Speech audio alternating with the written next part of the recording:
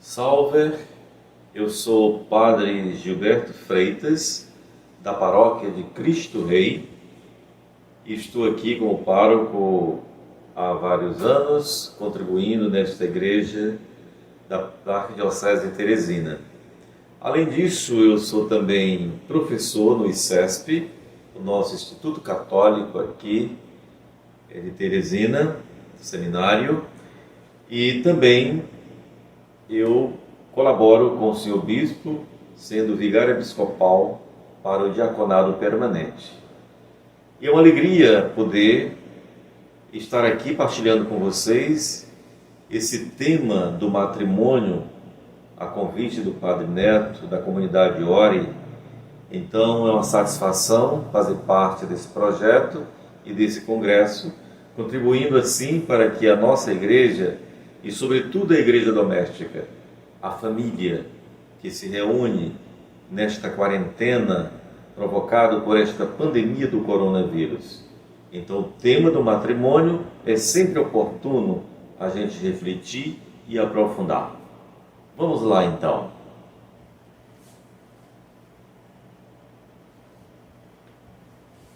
Como introdução e socializando o caráter sagrado do matrimônio, sempre foi presente em todas as culturas do mundo.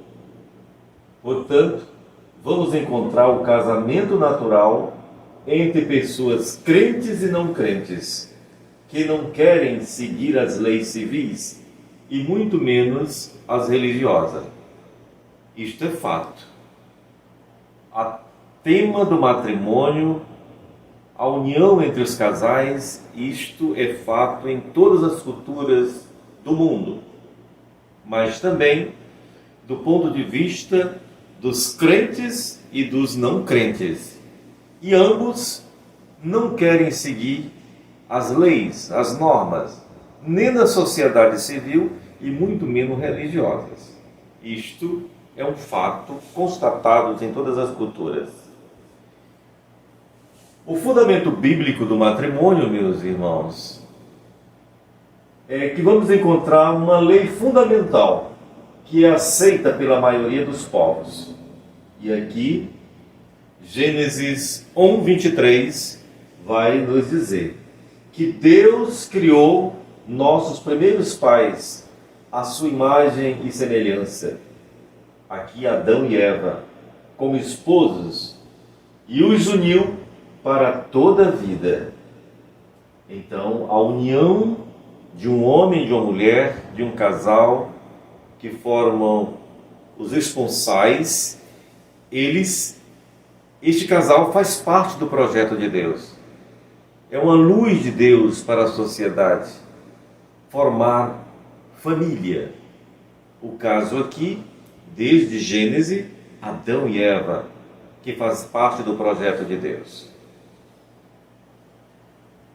Depois vem o casamento natural. Adão e Eva se casaram pelo casamento natural. Por isso o homem deixa o seu pai e sua mãe para se unir à sua mulher.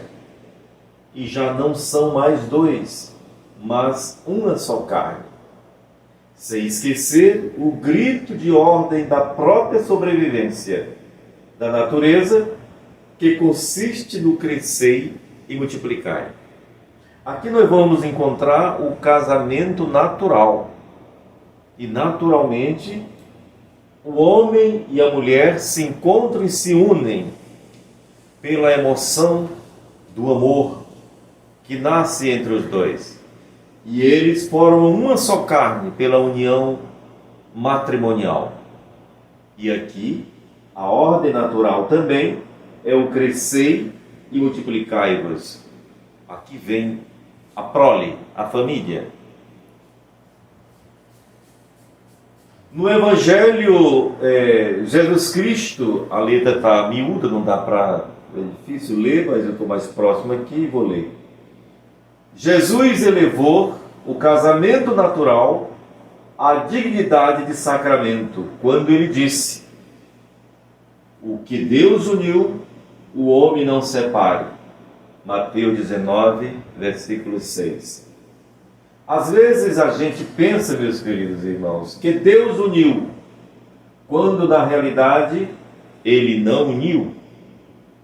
Há muitas circunstâncias e motivos que tornam nulo o matrimônio, sobretudo quando o consentimento de um dos nubentes é afetado por um vício ou defeito envolvendo a razão e a vontade.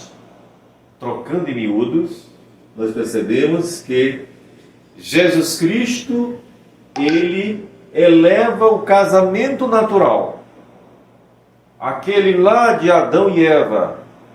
Quando ele chega, ele eleva a dignidade de sacramento.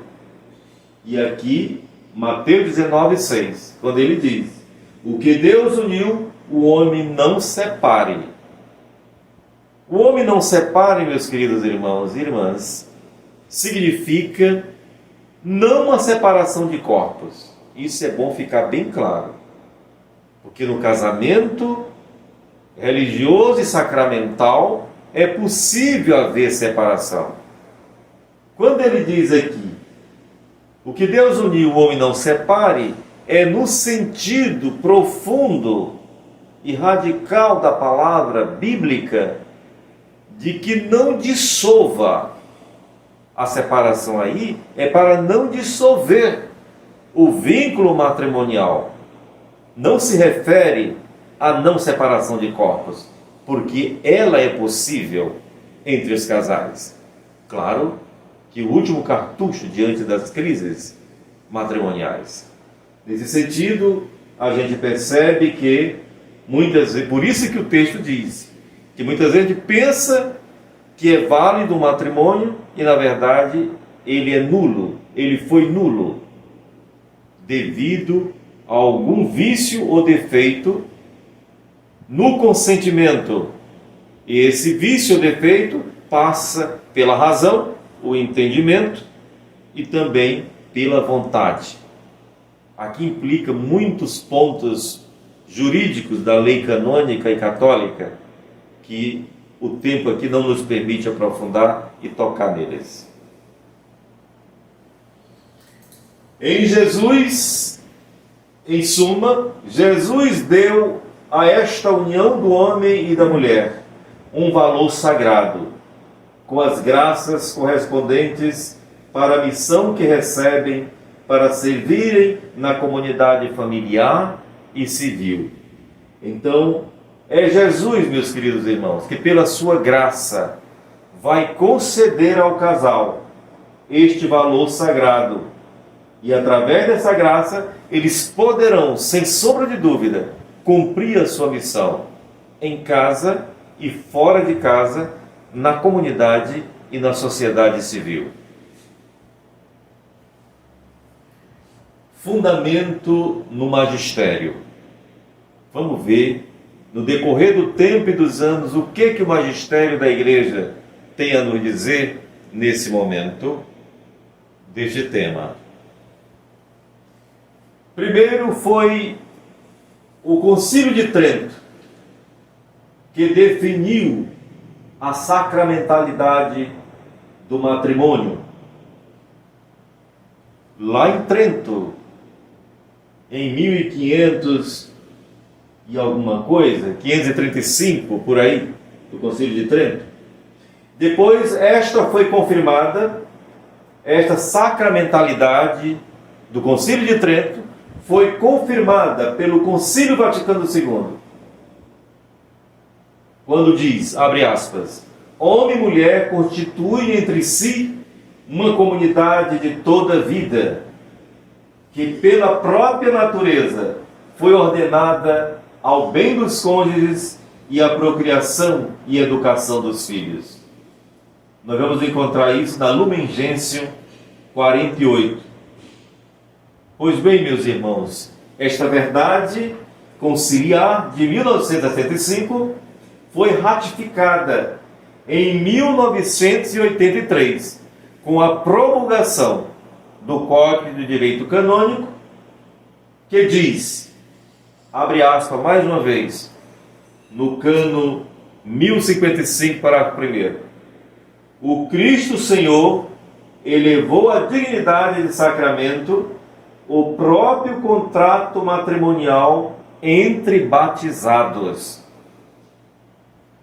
Elevou, vai confirmar aquilo que disse Trento, aquilo que diz o Vaticano II na Lumen Gentium 48.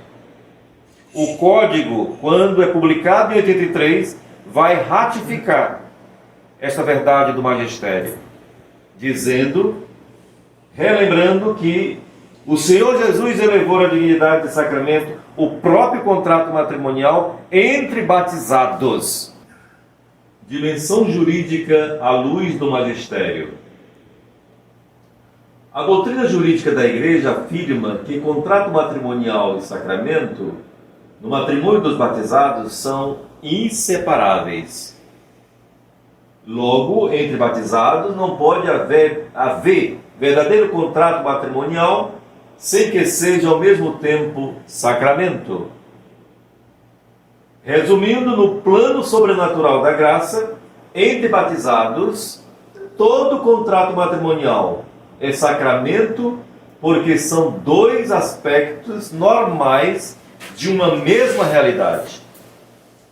Por exemplo, casamento entre católicos na igreja.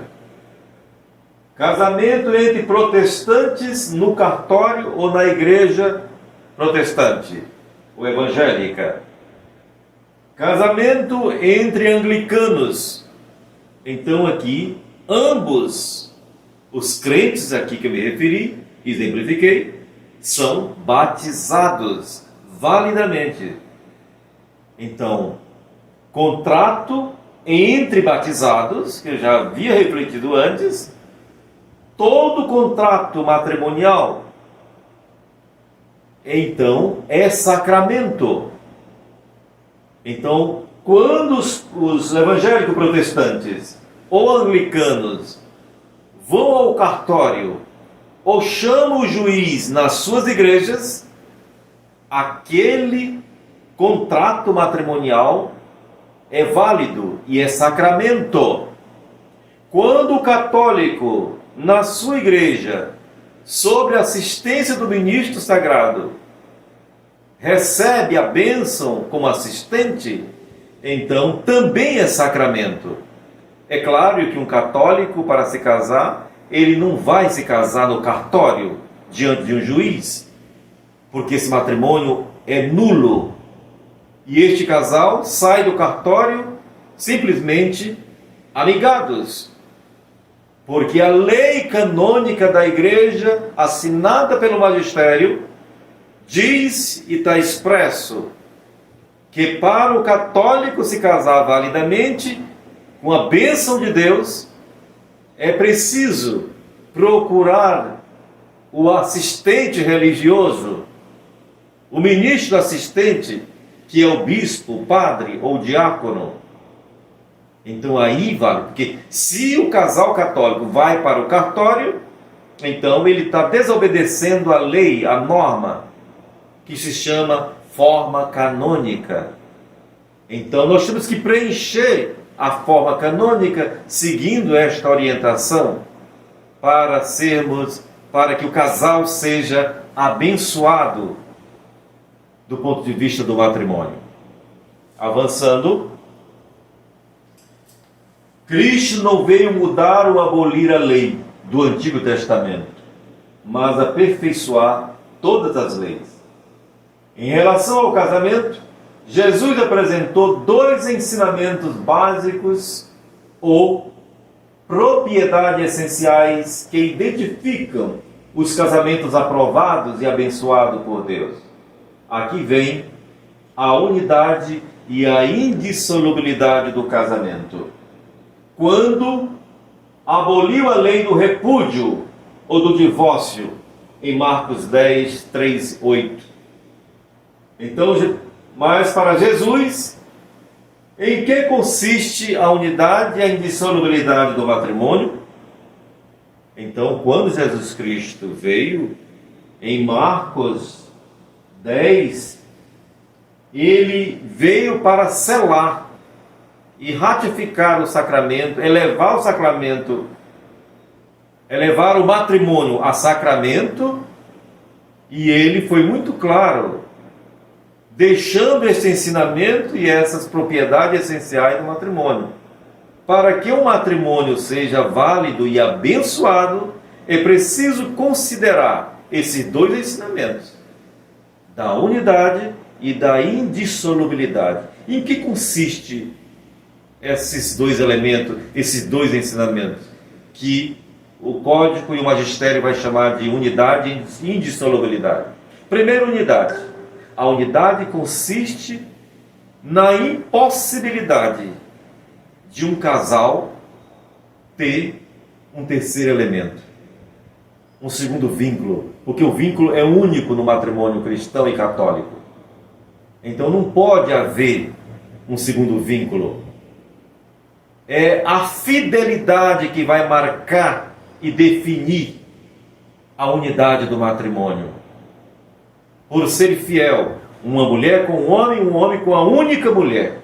Não tem espaço para um terceiro elemento aqui. Isso é a unidade do matrimônio. Indissolubilidade significa a impossibilidade de uma das partes dissolver o vínculo matrimonial. Nenhum dos dois, marido e mulher, tem esse poder de dissolver um vínculo matrimonial. Pode até ruir, entrar em crise ou até se separar. Mas se o casamento foi válido e abençoado por Deus, mesmo separado, o vínculo continua.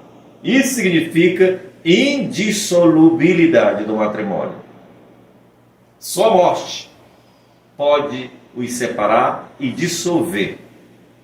Com a morte, ou então você junta ao tribunal eclesiástico da igreja, provar com testemunhas de que realmente o seu matrimônio não foi válido. E tem a lei da igreja, tem várias razões e argumentos para que você consiga provar. Se você conseguir provar, aí você não vai haver um divórcio na igreja. A igreja não tem divórcio. A igreja tem e existe declaração de nulidade matrimonial, que é declarar aquilo que não existiu, quando uma das partes consegue provar isso. Se não consegue provar, continua como está. O matrimônio é válido até que se prove o contrário. Isso é a indissolubilidade do matrimônio e a unidade do matrimônio. Juridicamente, quando nasce um casamento, é a pergunta que não quer calar. Quando nasce mesmo o matrimônio? Por direito divino, o casamento acontece mediante o simultâneo, recíproco, deliberado e livre consentimento dos contraentes. Então, por lei divina, seria suficiente a presença dos contraentes somente, sem necessidade de testemunhas e sem qualquer cerimônia litúrgica. Aqui a gente volta à origem do matrimônio natural, que também é da vontade de Deus, até a igreja sistematizar as coisas, organizar as coisas. Como a gente já viu anteriormente, tudo começou em Trento, a partir de Trento, depois o Vaticano II, e depois em 1917, o primeiro Código da Igreja, e por último, em 1983, com o lançamento do novo Código assinado por São João Paulo II, que vem ratificar que não é mais a lei divina por uma livre vontade do casal, e diante de uma árvore ou diante dos dois e realizarem um matrimônio. Então vamos ver como é que fica dessas questões. Mas considerando a importância social do matrimônio, a Igreja, depois de 1560 anos, sentiu necessidade de que sua Constituição fosse reconhecida e comprovada, evitando assim os graves abusos oriundos da clandestinidade. Clandestinidade. Cada um se casava quando queria ou quando não queria. Então não precisava toda essa organização que nós chamamos hoje de burocracia, mas uma burocracia necessária para manter as coisas organizadas e legalizadas. Então, é por isso que a Igreja estabelece juridicamente uma forma substancial do matrimônio. E esta forma, o Código de 17 e de 1983 vai chamar de forma canônica, sem a qual a manifestação do consentimento não terá nenhuma eficácia jurídica. É por isso que, se não cumprir esta forma, o matrimônio é nulo, não vale. Até o Concílio de Trento, muitos casamentos eram celebrados só mediante a mútua manifestação do consentimento dos contraentes. Nós já refletimos sobre isso. Sem observância de qualquer forma jurídica. Retomando a questão da forma canônica que veio inicialmente do Concílio de Trento, como nós acabamos de ver, séculos depois, foi admitida e exigida pelo Papa Pio X com o decreto Netemere, de 2 de novembro, ou melhor, de agosto de 1917. E depois foi ratificada por São João Paulo II, através da promulgação do atual Código de Direito Canônico, em 1983, com a nova forma canônica que nos diz: somente são válidos os matrimônios contraídos perante o bispo, o pároco, ou um sacerdote ou diácono delegado por qualquer um dos dois como assistente. E além disso, perante duas testemunhas, de acordo com as normas estabelecidas pela lei, salvo as exceções, que faz parte da forma extraordinária do matrimônio. Então, como a gente viu aqui, o matrimônio, para ser válido, é preciso ser perante a igreja, diante de uma testemunha qualificada e assistente, que é o bispo, o padre, ou um padre ou um diácono delegado para isso pela autoridade competente, e com duas testemunhas. Duas testemunhas são indispensáveis, fundamentais para a validade do casamento. Aí depois ele vai apresentar aqui algumas exceções que fazem parte do bloco da forma extraordinária, que nós não vamos entrar aqui, porque o tempo não nos permite. Sendo assim, nós vamos concluindo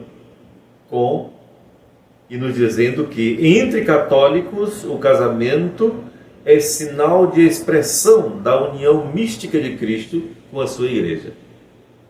Cristo, de maneira analógica, se casou com a igreja. E a igreja se casou com Jesus. Esse é um símbolo muito usado e muito profundo que o magistério nos apresenta. Esse matrimônio de Cristo com a igreja, da igreja para com Cristo. Nesse sentido, hoje se constata que o flagelo dos casamentos clandestinos, que eu falei anteriormente, que acontecia até 1535, antes do Concílio de Trento. Então, desde o início da igreja, do Concílio de Trento, é claro que existia casamento muito bem organizado, preparados, celebrados na igreja, mas também ninguém pode negar a clandestinidade, o flagelo da clandestinidade dos matrimônios, que hoje, concluindo esse tema do matrimônio, nós lamentamos que foi sanado esse flagelo da clandestinidade do matrimônio, mas existem outros flagelos. E quais são eles? Aqui nós lembramos no texto o das famílias sem pai e sem mãe. Antigamente era um número muito pequeno, hoje cresce a cada dia família dessa forma.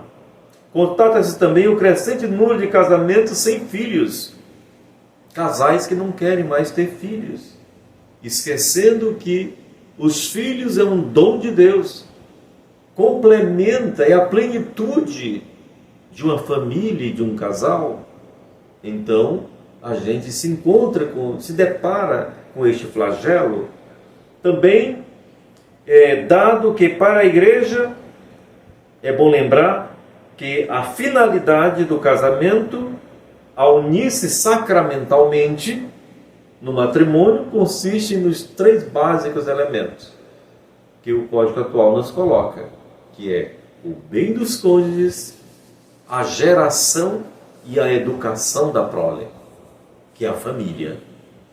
Então, é para o bem do casal, é para a geração de filhos e para a educação integral e completa dos filhos. Nesse sentido, a gente entende e se conclui essa temática do matrimônio. Eu espero que tenha sido um contributo para esse primeiro congresso de espiritualidade promovido pela ORE e que nos leve a entender cada vez mais a grandeza da graça de Deus, que é personificada pelo homem e pela mulher entre os cônjuges para a edificação do reino de Deus. Então isso é um dom, isso é graça, isso é uma bênção de Deus, que só alimenta, que só ajuda aos casais e às famílias. Eu digo isso, é bom lembrar, porque tem casais que não querem se casar na igreja, não querem receber esta bênção e essa graça, preferindo ficar em uniões ilícitas, preferindo ficar casados somente no civil e etc. Isso é um contrassenso, é uma negação da fé, porque para quem tem um pouco de fé, basta pedir e procurar a igreja para receber a graça e a bênção do matrimônio. Aqui está a grandeza da graça de Deus. Isso é uma compreensão espiritual para quem reza e quer crescer espiritualmente na graça de Deus. E o sacramento como dom e como unção de Deus é para colaborar, é para ajudar os casais e a família a rezar cada vez mais unida, participando da igreja e da comunidade, a fim de que tudo concorra para o bem e para a graça e a edificação do reino de Deus. Então, irmãos e irmãs, o meu muito obrigado por esse momento, por poder partilhar aquilo que me foi proposto, que foi o sacramento do matrimônio. Espero ter aproveitado desse momento, a fim de que tudo possa concorrer para a edificação do reino de Deus. Com o prosseguimento desse tema, teremos um momento, a segunda parte, que é um momento espiritual. Ó Senhor Jesus, aqui estou, mais uma vez, prostrado diante de Ti, para rezar, para me deixar conduzir pelo Teu Espírito, sempre colocando à minha frente a Tua graça santificante e operante. E hoje eu quero rezar o sacramento do matrimônio que Tu deixaste, que Tu concedeste a todos os casais de fé e boa vontade. Este sacramento do matrimônio, que continua sendo um sinal da graça de Deus materializada no homem e na mulher que se amam e de livre e espontânea vontade, diante de ti, do teu altar, selar esse compromisso lindo, profundo e belo e conduzido pela tua graça, unindo-se em matrimônio. Nesse sentido, o matrimônio continua sendo uma bênção, mas os casais precisam se dispor a vivenciar esta bênção, buscando-a no dia a dia à luz da palavra e da oração, alimentada pela oração e sempre plenificada pela Eucaristia. Nesse sentido, o matrimônio é uma graça em construção, mas essa graça devemos admitir que é atacada pelo inimigo, sempre inimigo a perseguir como um leão a rugir. E se não estiver bem constituída, construída sobre a rocha da fidelidade e da perseverança, tudo pode se tornar uma desgraça quando não for bem vivida ou bem consolidada sob as exigências e valores próprias da vida a dois. Isso é o matrimônio do Senhor Jesus. Nesse sentido, nós rezamos, nós clamamos por todos os casais que se uniram em matrimônio. Não podemos negar que o amor é lindo, sublime e divino. Quantos casais felizes existem e persistem e tiveram a paciência de perseverar na esperança, sempre levando em consideração as cruzes do dia a dia, o sofrimento, o diálogo, assim também como o perdão, de sempre ter uma nova chance para recomeçar. Começar outra vez é sempre a possibilidade da tua graça santificante operar. Então, nesse primeiro momento, eu convido a você, aos casais que participam conosco neste congresso espiritual da comunidade de Ora, a rezarmos um Pai Nosso e uma Ave Maria, pelos casados no religioso, assim também como pelos casais que, por falta de fé ou outro motivo, se casaram só no civil ou preferiram a união ilícita. Pai nosso que estais nos céus, santificado seja o vosso nome. Venha a nós o vosso reino, e seja feita a vossa vontade, assim na terra como no céu. O pão nosso de cada dia nos dai hoje. Perdoai as nossas ofensas, assim como nós perdoamos a quem nos tem ofendido. E não deixeis cair em tentação, mas livrai-nos do mal. Amém. Ave Maria, cheia de graça, o Senhor é convosco. Bendita sois vós entre as mulheres, e bendito é o fruto do teu ventre, Jesus. Graças e louvores se deem a todo momento ao Santíssimo e Digníssimo Sacramento.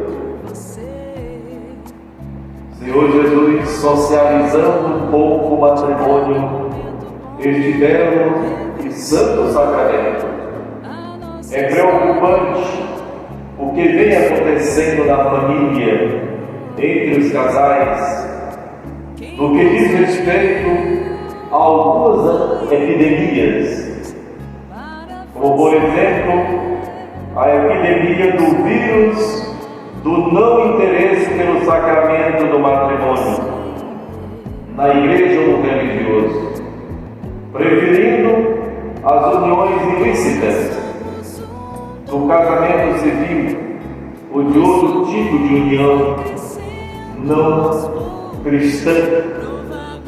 Será a falta de fé ou é outro vírus ainda não revelado, não conhecido? Outra epidemia é o vírus do machismo, que perdura até hoje. Então, tratar a mulher como propriedade sua e submissa, isso não é de Deus. Por como diz o próprio Gênesis, imagem, homem e mulher, imagem de Deus. Então são iguais, ninguém é mais do que o outro. Então este machismo, este vírus, continua perseguindo a família e os casais. Outro vírus é a dependência, muitas vezes, dos pais, recém-casados, que não quiseram sair da casa do pai ou da mãe, preferindo o amparo e a não autonomia. Isso muitas vezes atrapalha e muito o crescimento e o amadurecimento do casal. E o Senhor Jesus possa abrir a mente e o coração dos casais para uma nova dimensão do matrimônio, de uma vida familiar própria. Outro vírus que persegue os casais é a rejeição dos filhos. Ou melhor, não querer ter filhos. Isso é um vírus terrível que tem que ser rezado e clamado para que Deus abra os horizontes do coração, que os casais entendam que a família só será planificada pelo amor de Deus, com a presença de filhos. Nesse sentido, nós rezamos também pelo vírus da separação de corpos. Essa é a epidemia que perdura até hoje. Então, sempre vem a pergunta que não quer calar: por que os casamentos têm durado tão pouco nos últimos tempos? Essa pergunta é inquietante ao Senhor Jesus. Sob a luz do teu Espírito, muitas vezes os casais se deixam vencer por esta epidemia do mundo descartável, do não compromisso na fidelidade, na dor, na alegria, na dor e no sofrimento, e por qualquer situação preferem a separação, que traz consequências terríveis para o casal e para os filhos. Nesse sentido, meus queridos irmãos e irmãs, rezemos mais um Pai Nosso e uma Ave Maria pelos casais que vieram se separar por motivo de relacionamentos desequilibrados, porque na verdade sofreram o abandono dos filhos, que sofrerão cada vez mais a falta do pai e da mãe, que não souberam enfrentar e sofrer a cruz do compromisso assumido. Pai nosso que estais nos céus, santificado seja o vosso nome. Venha a nós o vosso reino, e seja feita a vossa vontade, assim na terra como no céu. O pão nosso de cada dia nos dai hoje, e perdoai as nossas ofensas, assim como nós perdoamos a quem nos tem ofendido. E não deixeis cair em tentação, mas livrai-nos do mal. Amém. Ave Bendita sois vós entre as mulheres, e bendito é o fruto do teu ventre, Jesus. Santa Maria, Mãe de Deus, rogai por nós, pecadores, agora e na hora de nossa morte. Amém. Nesse sentido, meus queridos irmãos e irmãs, porque os matrimônios estão cada vez tão frágeis, tão fragilizados? É a pergunta que não quer calar, Senhor Jesus, sob a luz do teu Espírito. Por que tanta fragilidade no matrimônio?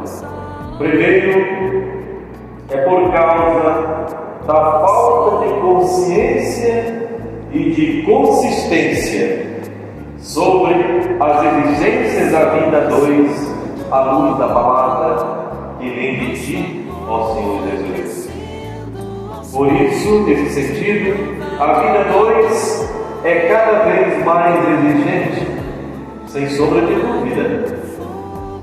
Você que foi chamada para uma vida de união mútua, estável, sobretudo uma união onde serão uma só carne. Quantas exigências para essas duas realidades se unirem. Por isso, é preciso uma entrega total de corpo, alma e espírito para que as exigências do matrimônio, ó Senhor Jesus, possam se consolidar, acontecer de fato na vida a 2, na vida do casal e de toda a família. Resumindo, ó Senhor Jesus, sob a luz do teu Espírito, quem vai para o matrimônio precisa estar consciente de que aquela é a família que você formou, com as qualidades e os defeitos. Pois a realidade nova só acontecerá quando a sua união com o cônjuge for plena, quando você o assumir com suas fraquezas e os seus limites. Isto é fato, é uma realidade, é um desafio ao Senhor Jesus. Então, nesse sentido, espiritualmente, mais uma vez, eu convido a você que está rezando conosco, você que participa desse congresso espiritual, que possa rezar mais uma vez o Pai Nosso e uma Ave Maria, pelas esposas que em pleno século XXI, essas mulheres que ainda sofrem a dor do machismo pelo simples fato de ser mulher, são submissas, são desacreditadas, agredidas, ofendidas moralmente e às vezes até chegam a serem mortas, assassinadas. As estatísticas estão aí, em todo o Piauí, sobretudo, e em todo o Brasil.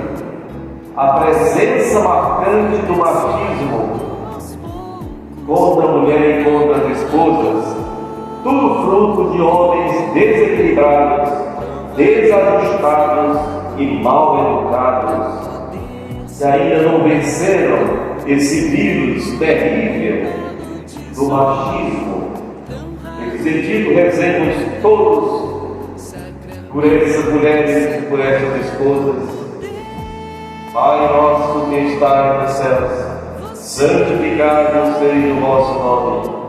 Venha a nós o vosso reino, e seja feita a vossa vontade, assim na terra como no céu. O pão nosso de cada dia nos dai hoje, e perdoai as nossas ofensas, assim como nós perdoamos a quem nos tem ofendido. E não nos deixeis de cair em tentação, mas livrai-nos do mal. Amém. Graças e louvores se deem a todo momento ao Santíssimo e Diviníssimo Sacramento. Concluindo, ó Senhor Jesus, sob a luz do Teu Espírito, quero nesse momento rezar e concluir dizendo e lembrando uma coisa no matrimônio é importante, importantíssima, é que o casal deve sair do mundo das ilusões e das fantasias. O matrimônio não é para príncipes ou princesas encantadas. O matrimônio é para homem e mulher com virtudes, mas também ambos com seus limites e seus defeitos.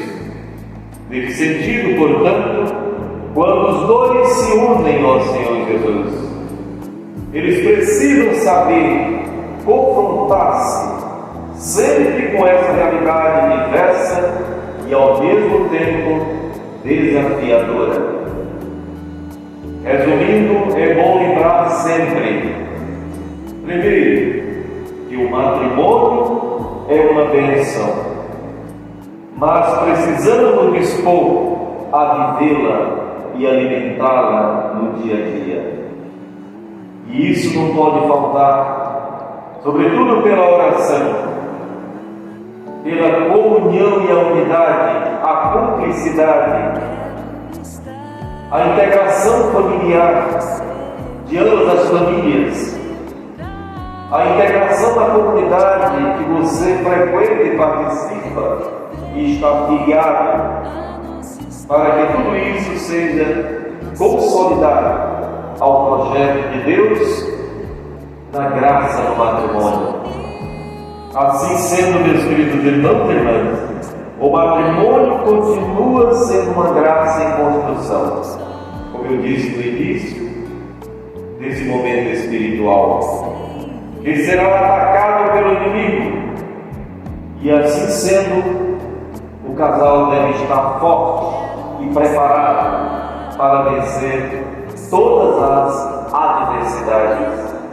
Nesse sentido, meus queridos irmãos, precisamos sentir e nos conscientizar pela preparação necessária e fundamental e permanente da Igreja.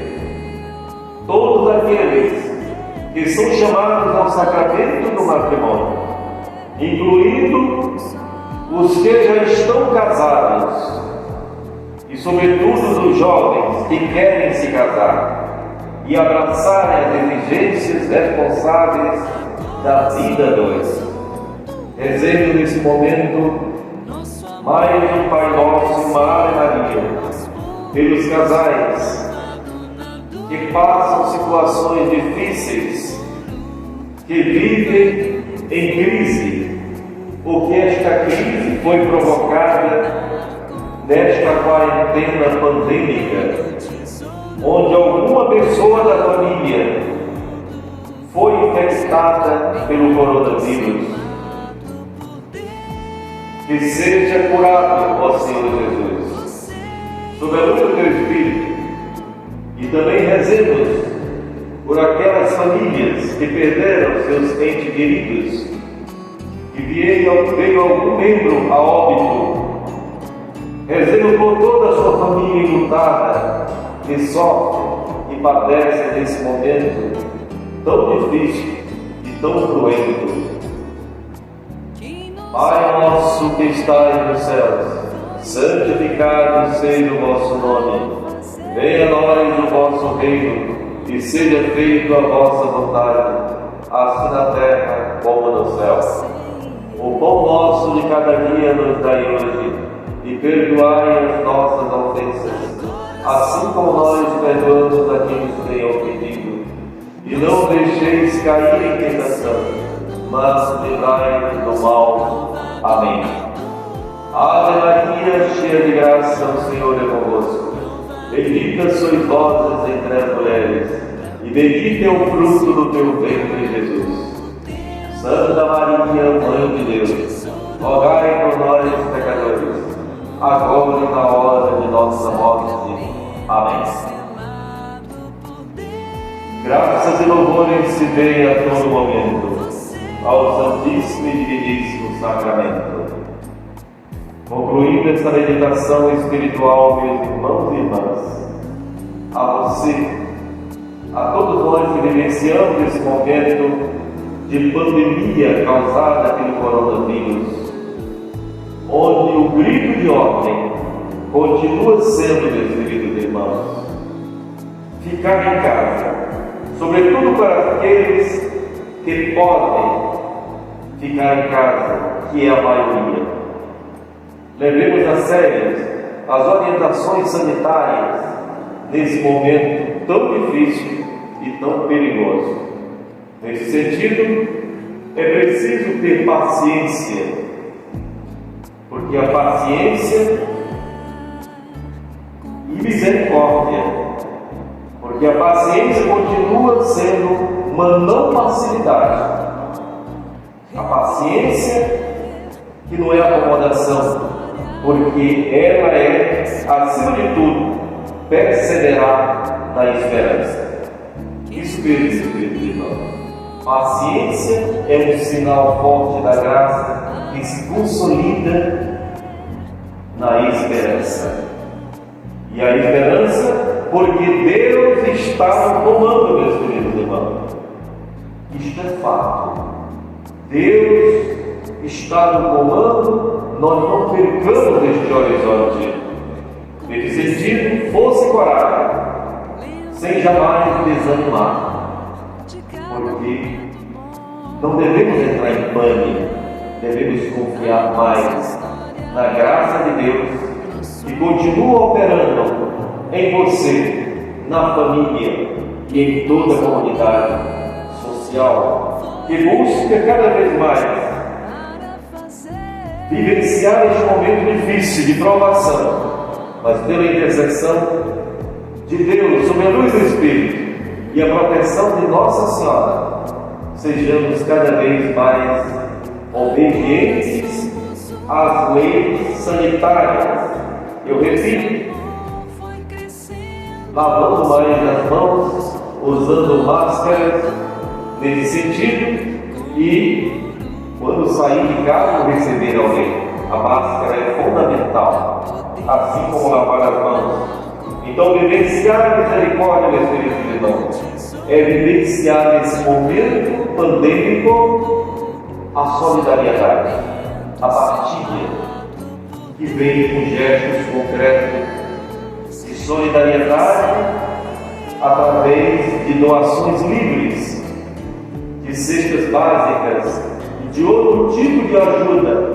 A maioria dos irmãos, os pobres, os excluídos, que estão à margem, buscando ajuda do governo que muito dele não recebe, mas ele recebendo é muito pouco. O gesto solidário dos irmãos nesse momento é uma resposta espiritual à palavra que vem de Deus. Então, que sejamos cada vez mais irmãos e vivenciamos o amor ao próximo em toda a grandeza e em toda a sua dimensão. Assim seja, e louvado seja o nosso Senhor Jesus Cristo, sob a luz do Espírito Santo. Amém.